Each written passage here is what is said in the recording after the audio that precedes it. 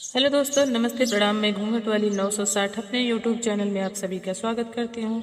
तो दोस्तों, मैं सुनाने जा रही हूँ बहुत ही प्यारा सा नाच गीत। कैसी रही कमेंट में जरूर बताना। कहरवा नाच गीत है।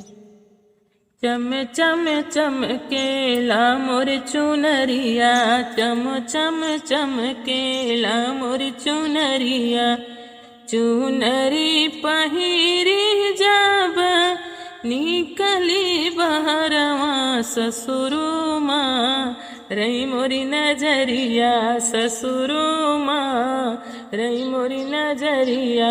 चम चम चम केला चुनरिया, चम चम चम केला चुनरिया। ऐसन ससुरु के बांध के टंगवती जऊ घर हो, तिन मोर सजनवा जऊ घर हो, तिन मोर सजनवा।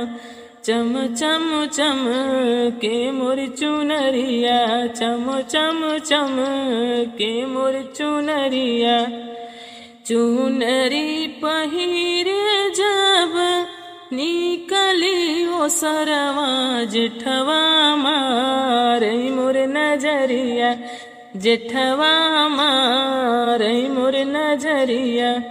ऐसन जेठवा के बांध के टंगवती जऊ घर हो, तिन मोर सजनवा जऊ घर हो, तिन मोर सजनवा।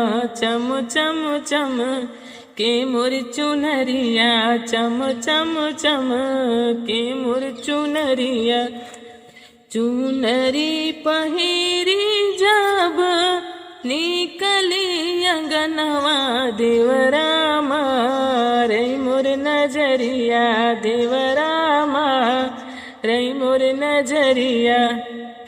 ऐसन देवरा के बांध के टंगवती जऊ घर हो, तिन मोर सजनवा जऊ घर हो, तिन मोर सजनवा।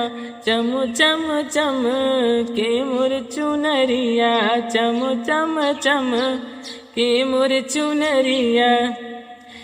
तो दोस्तों, था हमारा छोटा सा नाच गीत। कैसी रही कमेंट में जरूर बताना। प्लीज़ मेरे चैनल को सब्सक्राइब करना, वीडियो को लाइक करना। फिर मिलूंगी दोस्तों अगले कोई नेक्स्ट वीडियो में अच्छी गीत के साथ।